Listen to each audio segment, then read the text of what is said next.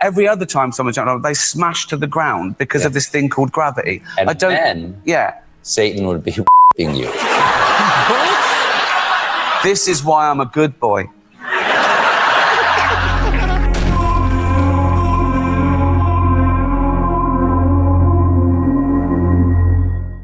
Ladies and gentlemen, Ricky Gervais and Stephen Colbert go head-to-head on religion. And, of course, anyone who doesn't know, Stephen is religious and Ricky is not. Let's see how they handle this. We're here with Ricky Gervais. We were talking before. We were talking about this tweet before about that you like this tweet that was talking about how you're going to go to hell. Yeah. That it should get a knighthood. Do you have any interest in a knighthood? Because a lot of British performers end up like getting a knighthood for service to the community or drama or something like that. I think that's something that they do in the UK or something. Was that any interest to you? Well, it doesn't. It's not like it was in the old days. If it meant I could go down the street on a horse with a sword killing people, then yes. But it's nothing. It doesn't. It's nothing now. You can't do badge and stuff like that, and you get like a badge. Give me a big sword and a horse, then I'll take it. You know what I mean? Talking about hell before, about this tweet about you going to hell. Yeah. And I know that you're an atheist, correct? Yeah. Okay. People have been debating. It's so odd how, like, you know, it's sad that Ricky has to go, yeah. That's the devil waiting for you in hell, by the way. Would you want to debate the existence of God? Okay. Yeah, debate the existence of God. Ricky Gervais, why is there something instead of nothing? That makes no sense at all. You have to answer my question. That's not the two choices. No, but the choices I'm giving you, I'm the host. Well, I don't... you want to concede the debate? Why is there something instead of nothing? Hold on. Yes. What do you mean out of nothing? What would that even get anywhere? Why is there something out of nothing? Well, something must have made something, so we have to say that's God. Why is there something instead of why is there nothing? Why does the universe exist at all? Why is there something? But surely the big question is not why, but how. Well, why is irrelevant? Okay, fine. How is there something? Good point. Ricky brings a good point. Like, why? I mean, what are you putting meaning and purpose behind the intent of existence being? Because you think of God as the prime mover. How is there anything? Well, I don't. This is a God is the prime mover. Is there a prime mover? Okay, prime mover. You're talking Aristotle. Aristotle had the concept of a prime mover, but he didn't have a monotheistic singular deity model, it seems. He had a prime mover per celestial sphere. So it wasn't limited like monotheism, and later Aquinas makes it one God. But there's so many critiques of this idea, the unchanging changer. How does an unchanging deity constantly change other things? And at best, you'd come out deistic, but you couldn't make it a personal deity into some theistic form.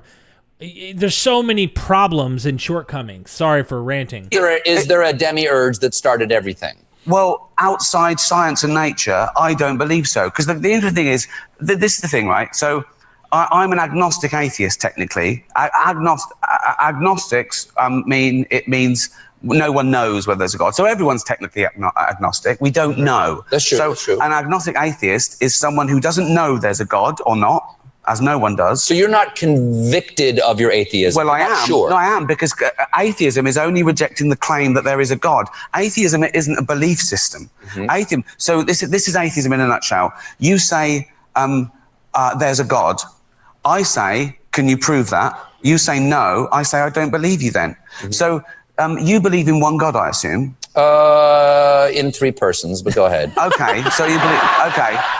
So... But there are about 3,000 to choose from that have been, people who believe in. I've done some reading, yeah. Okay, yeah. So basically, you believe in you deny one less God than I do. You don't believe in 2,999 gods, and I don't believe in just one more.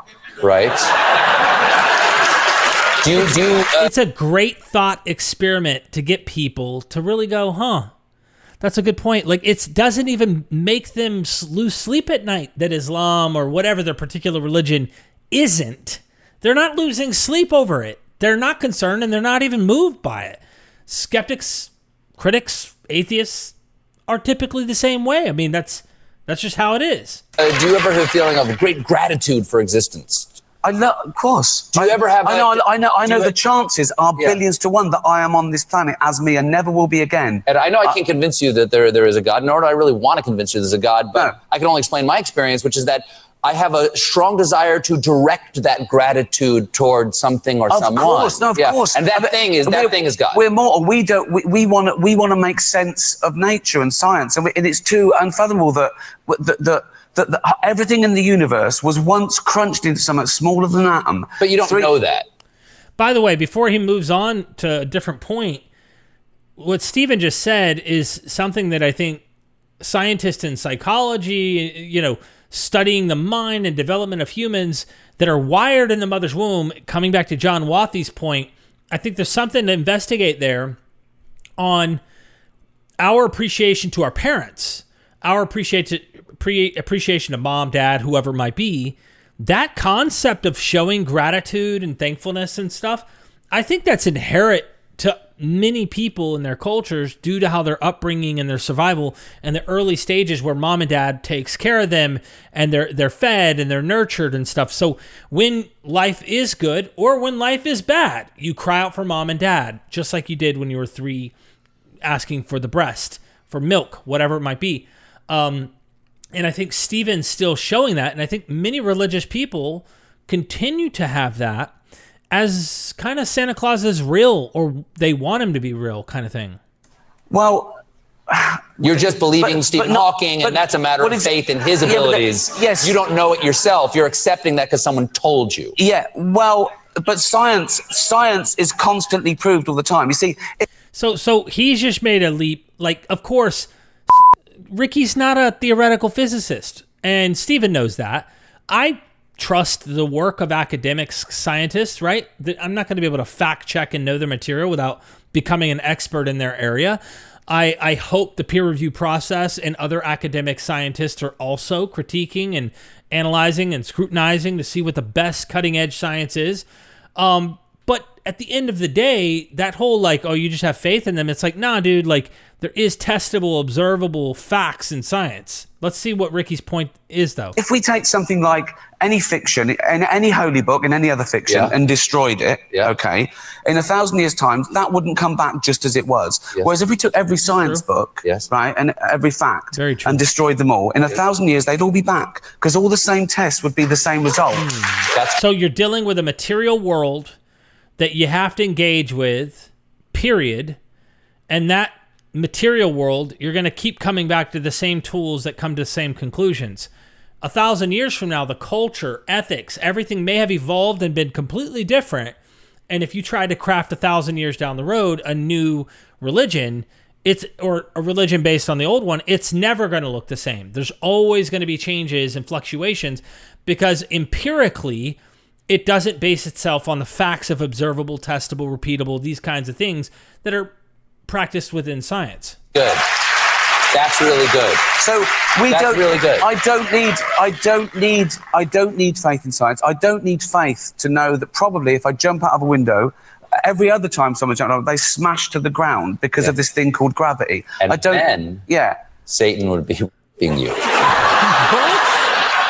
This is why I'm a good boy. Ricky, please come back and debate something even more important. Debate something even more important. Hey, look, Ricky having fun on Stephen Colbert. Thanks so much for watching this video. Hit the subscribe button, check it off, hit the bell so they notify you every time. Here I am just reacting, having fun, loving the new channel. Comment down below what you thought about that discussion and share this bad boy out there. Like it. Until next time, see you then.